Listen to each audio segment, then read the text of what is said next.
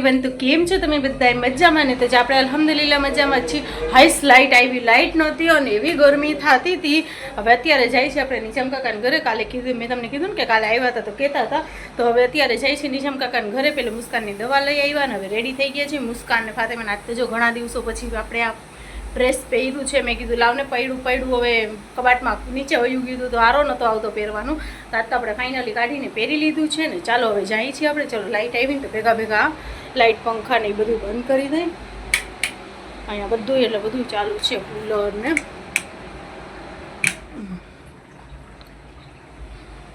જો આપણે કંઈ એટલે કાંઈ મોઢા ઉપર આપણે કર્યું નથી.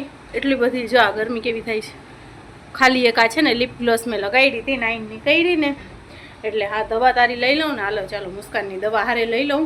હું એને પીવડાવી દઈશ અને કોર્સ છે એ પૂરો કરી નાખી. ડૉક્ટરે કીધું કે એમ અત્યારે હું દવા આપું છું, તમે છે ને એક દિવસની પીવડાવીને જોવો ને, પછી જો પાછી ચડે તાવ કે ફેર ના પડે ને તો આપણે કાલે રિપોર્ટ કરાવી લેશું. તો મેં કીધું વાંધો નહીં, ચાલો એક તો અત્યારે હું ભેગી લઈ લઉં દવા, તો એને પીવડાવવા થાય. અને તમે પણ બ્લોગમાં કન્ટિન્યુ બન્યા રહ્યો. અને ચેનલ ઉપર ન્યૂ હું તો ચેનલને સબસ્ક્રાઈબ કરી લેજો. વિડીયો પસંદ આવ્યા બાદ વિડીયોને એક લાઈક કરી દેજો. ચાલો હું આ બધી એની દવા લઈ લઉં. આ શું થયું? ચાલો હવે આપણે નીકળી, પછી મળીએ થોડીક વાર પછી. ચાલો તો આપણે નીકળી ગયા છીએ. જો આ છે આપણી હુરુ બેબી. આજ તો ફ્રોક પહેર્યો છે. કેટલા બધા એના ફ્રોક ને પડ્યા છે. ગરમીના કારણે આપણે પહેરાવી નથી શકતા. જો આ મુસ્કાનનું જો અવડું મોટું થઈ ગયું છે. હાલો કે હાલો હાલો. ચાલો તો આપણે જઈ સીધા નિજામ કાકાના ઘરે અને ત્યાં જઈને મળી. પુલિકો જાય હજી જોવે છે. પુલિકા બધા નાચતા હતા ને ગીત વાગતા હતા ને તો ઊભી થઈને જોવે છે.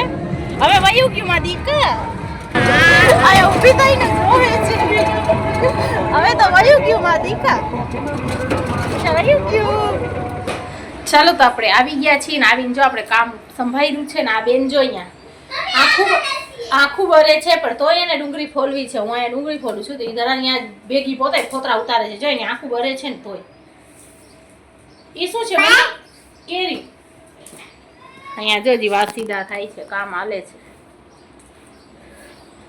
બકરા હમણાં છોયડા તો કે બકરાઓનું બધું કરી લઉં. ફાતેમાં હમણાં ઉઠી. ફાતેમાં ગઈ છે મોઢું ધોવા માટે. મુસ્કાન એનું કામ કરે છે. શું કરે મુસ્કા? એનું કામ કરે છે ના એનું કામ કરે છે. શું કરે છે? શું મમ્મા કામ કરો છો? એ બેન એવું બેન કામ કરો છો? આખું મારીએ બહુ જ દઈ ડુંગળીથી. નિજામ કાકા થર દીએ છે બિરયાની ના 7 પડવાળી કા. એમાં એ 4-5 કલર નાખ્યા એટલે કહે છે 7 થરવાળી. આજે રેસીપી શૂટ ના થઈ પછી અમને છે ને મોડું થતું હતું એટલે પાછી ઉરેન વચમાં ને વચમાં આડી આવતી હતી એટલે રેસીપી શૂટ ના થઈ. ફાઇનલ અત્યારે હવે ફાઇનલ રિઝલ્ટ દેખાડી દેશું કે કેવી થાય છે.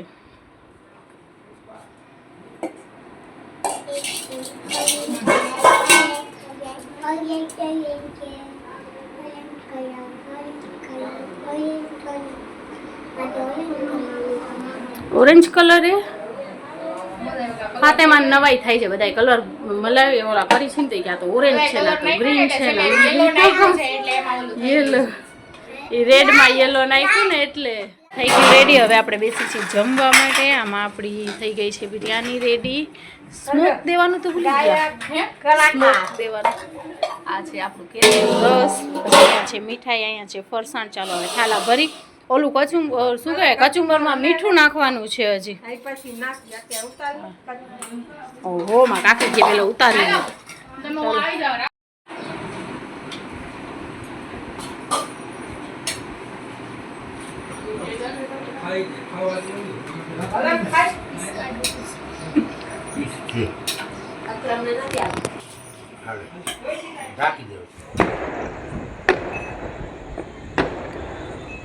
હું અહીંયા છે ને મારો વિડીયો અપલોડ થાય છે તો હું થોડીક વાર માટે છત ઉપર આવી છું. તો કેવા મસ્ત ફટાકડા ફૂટતા હતા.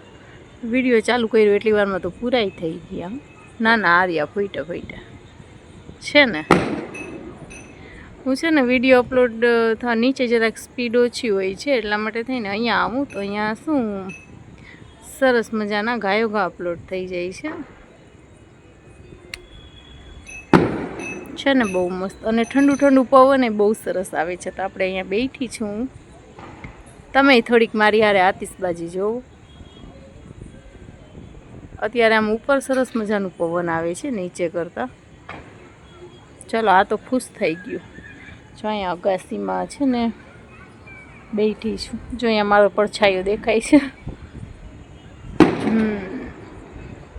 બહુ મસ્ત ઠંડુ ઠંડુ પવન આવે છે ને અહીંયા જો કંઈક પાલટી પ્લોટમાં કંઈક પાલટી બાલટી છેટે આમ હાલતી હશે તો અહીંયા લાઇટિંગ દેખાય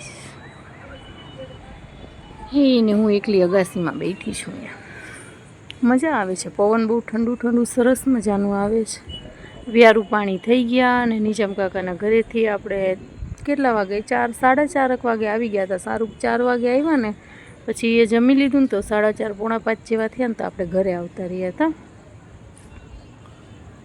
अस्सलामुअलैकुम फ्रेंड्स तो वरी पाछું આપણું નેક્સ્ટ ડે થઈ ગયું કેમ કે કાલે મેં થોડુંક બ્લોગ શૂટ કર્યું હતું ને પછી હું ભૂલી ગઈ કન્ટિન્યુ કરવાનું કાલે મેં નિજામ કાકાના ઘરે ગયા હતા તો આજે ફરી પાછું નેક્સ્ટ ડે થઈ ગયું છે આપણું અને નેક્સ્ટ ડેની ઓલમોસ્ટ સાંજ થઈ ગઈ છે તો હવે છે ને અત્યારે વિડીયો કન્ટિન્યુ કરવાનું એ જ એક કારણ હતું કે છે ને અમે બપોરે પાઉં મંગાવ્યા હતા ને આપણે બ્રેડનો ખબર છે હલવો કરી છે તો એવી રીતે છે ને મેં કીધું કે પાઉં મંગાવ્યું હતું ને મોટું આવે ને નાન ટાઈપની રોટી મોટી તો એમાંથી છે ને થોડુંક આટલું અડધા ભાગ જેટલું પડ્યું છે કોઈ એટલું મેં ને ફાતેમાં એમ 2 જણાએ ખાધું હતું તો એટલું પડ્યું છે તો વિચારું છું કે એનું છે ને હલવો બનાવી નાખું તો પછી મને યાદ આવ્યું કે લાવને વ્લોગ સ્ટાર્ટ કરું પછી ફરી પાછું યાદ આવ્યું કે કાલે આપણે અધૂરું વ્લોગ મૂકી દીધું છે તો આપણે એની અંદર જ એડ કરી નાખી તો ફટાફટ અને ઇઝી છે ને બની જાય આમ કંઈ આપણું વિચાર નહોતું બનાવવાનું પણ મને જરાક ઈચ્છા થઈ બ્રેડ જોઈને કે મારે બ્રેડનો હલવો ખાવો છે તો મેં કીધું કે લાવ આપણે બનાવી લઈએ તો અત્યારે બસ હમણાં તૈયારી કરું છું પણ એમાં એવું છે કે ડ્રાયફ્રૂટમાં ને કાંઈ નથી તો હવે અહીંયા નીચે દુકાનમાંથી હમણાં મુસ્કાન ટ્યુશનેથી આવે ને તો એની હારે મંગાવી લો હવે અહીંયા તો ઓલી મળશે પડી ગયું 10 રૂપિયાવાળી નાનકડી તો એ મળશે તો એ આપણે મંગાવી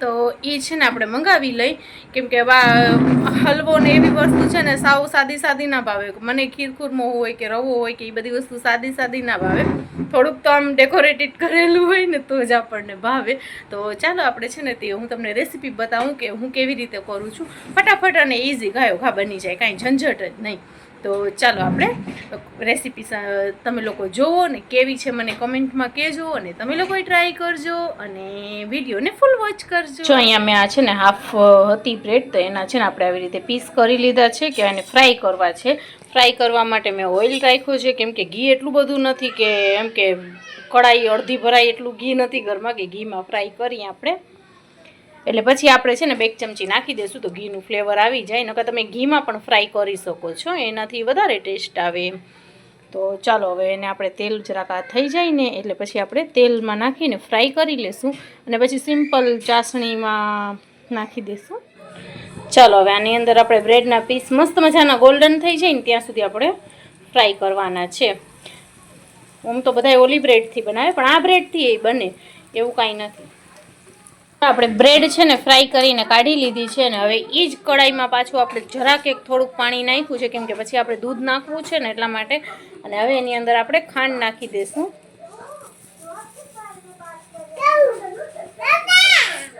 હા મામા હા લાવો એક તો આ હુરેનના હવે હાથ પહોંચી જાય છે કિચન ઉપરથી લાંબો હાથ કરીને છરી જ ઉપાડી લઈએ છે આ ખાંડને છે ને આપણે ઓગાળી અને એની જ અંદર જો તમારે કલર એડ કરવું હોય ને તો એની જ અંદર એડ કરી દેજો હું અત્યારે જરાક એક યલો કલર એડ કરીશ આ ખાંડને ધીમે તપાકે એટલે ઓગાળી લઈએ આપણે ચાલો એમાં છે ને હવે ખાંડ ઓગળી ગઈ છે તો હવે એની અંદર આપણે બધાય બ્રેડના પીસીસ નાખી દઈશું થોડીક વારમાં સોફ્ટ થઈ જશે બધાય